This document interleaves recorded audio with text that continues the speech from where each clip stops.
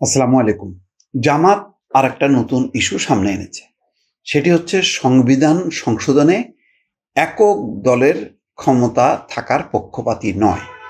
সংসদে ২/৩ যদি আসন থাকে তাহলে কোনো দল বা সরকারি দল তারা সংবিধান সংশোধন করতে পারে। সেক্ষেত্রে বিরোধী দল বা তাদের কোনো প্রয়োজন নেই।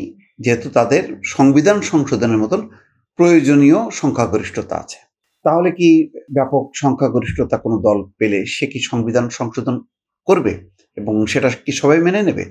সেই ক্ষেত্রে জামাত বলছে যে এমন বিধান থাকা উচিত যাতে অন্তত এই সংবিধান সংশোধনের মতন মৌলিক বিষয়ে কোনো দল এককভাবে এই সুবিধাটা না নিতে পারে। এটা একটা গুরুত্বপূর্ণ অধ্যায়।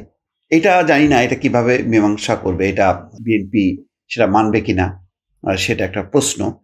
এছাড়া আরও গুরুত্বপূর্ণ যে বিষয়গুলো হচ্ছে পিআর পদ্ধতি, অর্থাৎ সংখ্যানুপাতিক নির্বাচন পদ্ধতি, সেইটা কিভাবে সমাধান হবে সেটা কিন্তু এখনো পরিষ্কার না। ফলে গুরুতর কিন্তু জটিলতা আছে। আজকে অধ্যাপক আলী রিয়াজ ঐক্যমত্য কমিশনের সহসভাপতি তিনি কিন্তু একটা ইঙ্গিত দিয়েছেন, যদি ঐক্যমত্য কমিশন যদি ব্যর্থ হয় সেটা কমিশনের ব্যর্থ না, এটা রাজনৈতিক দলগুলোর ব্যর্থতা। এক ধরনের প্রচ্ছন্ন হুমকি কিন্তু তিনি দিয়ে দিলেন। তার মানে এই যে এত মতদ্বৈততা চলছে, এর ফলে এক ধরনের অচল অবস্থা দেখা গেছে। মৌলিক অনেকগুলো বিষয়ে সেটা সমাধান হচ্ছে না। এখন সংবিধান সংশোধনের ক্ষেত্রেও জামাতের এই প্রস্তাব, এটাও হয়তো একটা বিতর্কের সূচনা হইতে পারে আমি ধারণা করি। বলছেন যে সংবিধান সংশোধনীতে একক দলের ক্ষমতার বিষয়টি আমরা চাই না, মেজরিটি পার্টি বা অন্যান্য দল মিলে রাষ্ট্রের প্রয়োজনে সংবিধান সংশোধন করুক। সব দলগুলোকে অন্তর্ভুক্ত করে সংবিধান সংশোধন করতে হবে, নতুবা করা যাবে না। সংবিধান পরিবর্তনের মতো গুরুত্বপূর্ণ বিষয়ে জাতীয় ঐক্যমত্য জরুরি।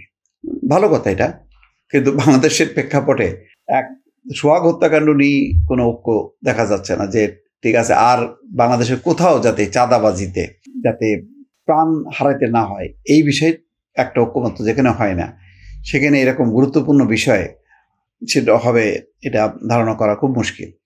যাক, মঙ্গলবার রাজধানীর ফরেন সার্ভিস একাডেমিতে জাতীয় ঐক্যমত্য কমিশনের সঙ্গে অনুষ্ঠিত বৈঠকের মধ্যাহ্ন বিরতিতে সাংবাদিকদের এই কথা বলেন। তিনি বলেন, সংবিধান সংশোধনের জন্য ২/৩ সংখ্যাগরিষ্ঠতা থাকতে হবে, এটা আমরা সমর্থন করি, কিন্তু কোনো একক দল বা কেবল সরকারি দল একচিটিয়াভাবে সংবিধান সংশোধন করতে পারবেন না, এটা আমরা চাই না। তিনি বলেন, সংবিধানে গণভোটের বিধান যুক্ত করার পক্ষে মত দিয়েছে, অর্থাৎ সংবিধানে যদি কোনো একটা ডিসপিউট থাকে সেই ব্যাপারে গণভোট, এটাও ব্যাপারে বিএনপির মত এখন আমি জানি না ঠিক সেটা হবে কিনা।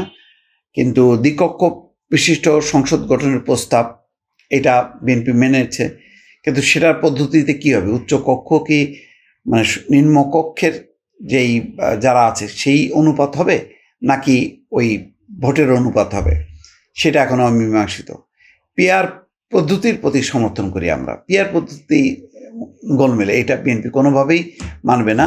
এবং ইতিমধ্যে বিএনপি নেতারা বলেছেন, যারা রাজনীতিতে দেউলিয়া বা জিতবে না তারা এই পদ্ধতিটার পক্ষপাতী, এবং এর ফলে একটা জটিল সমীকরণ হবে, ফলে একটা সরকার গঠন করাই কঠিন হয়ে যাবে।